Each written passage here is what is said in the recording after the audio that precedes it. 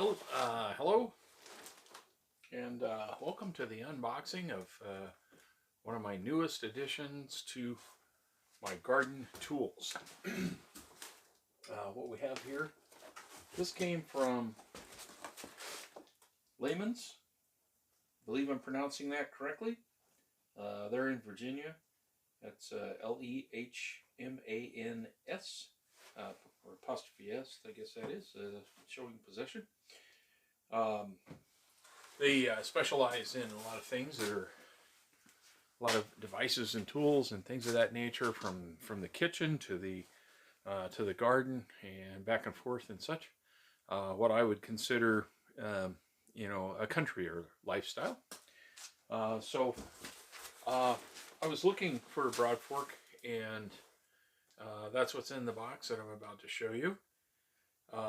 My apologies if I break into Canadian at any time, Canadian English, because I've been listening and watching a lot of Canadian trucker and Canadian trucking convoy freedom videos. So with that in mind, if I give you an A at the end of a sentence, please forgive me. I'm not trying to culturally misappropriate any Canadianness, because I am most definitely not Canadian.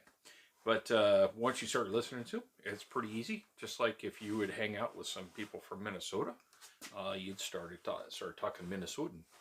But anyway, let's get to the broad fork. So, as I was saying, I looked for a broad fork on Amazon, and they had a lot of them. They were all made in China. And for the most part, I can't say that they didn't have some that weren't. A lot of them had wooden handles, which is probably just fine. But this one here, this is Bully Tools, 100% made in USA. It says so right here. Here comes the close-up. Sorry, it's backwards. I have a little problem with my camera. For one thing, I don't know how to operate it. Plus, my camera is in my cell phone. And if I turn it around, I have this issue with autofocus going in and out and everything. And I'm sure that if you're someone who watches my videos and not just kind of doing a drive-by of my videos, that can become irritating. So that's why I'm shooting this way, because somehow it seems if I'm using the camera on the face of the cell phone, it doesn't do that. So there's some information you didn't need. But anyway, so fiberglass handles, and it almost looks like they have a little, maybe it's an optical illusion. Yeah, they look pretty straight. Thought they had a little curvature to them, but I don't think so. I like the fact they've got some nice bolts in there with nylock nuts, so they're not going to loosen up, and you don't have to use a lock nut. Anyway, that's the handles. A nice grippy surface here. Got a little warning here. Okay, something in this broad fork fiberglass, but there's a cancer warning, reproductive harm. I think I'm past that. I'm not overly concerned about reproductive harm. We took care of that right after Carla was born, my daughter Carla. So anyway, let's see. I'll set these over here. Yeah, the shop looks pretty bad. This, of course, is water bottles, jugs for the chickens when I take water out to them for fresh water. And so that was a handle. Okay, now here comes the working part of all this.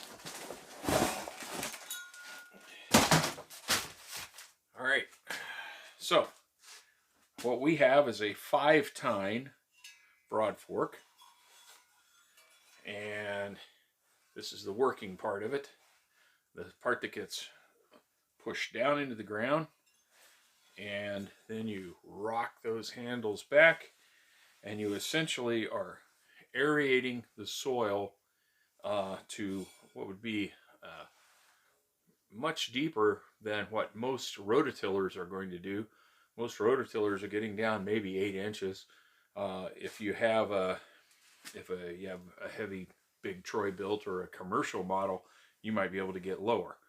But I've been using a tractor mounted one, and it has not been getting the depth for root crop aeration.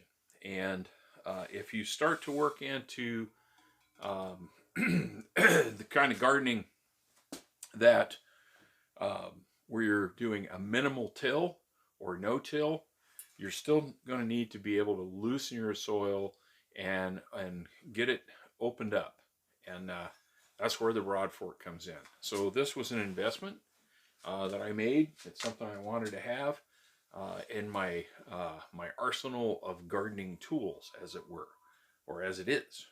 Yes, because I have one, so it's mine now. Pretty good construction. Welds are pretty good welds. I know, I'm a welder myself. Not professionally, but a little splatter here and there.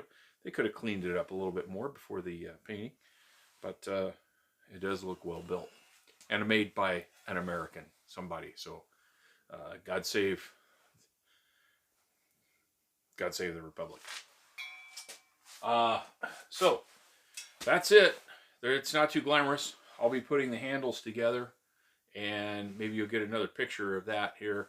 But I will not be demonstrating it in the ground, as right now I think we're about 20 degrees. We had a 15-mile-an-hour wind out of the north today when I went running for the first time this year.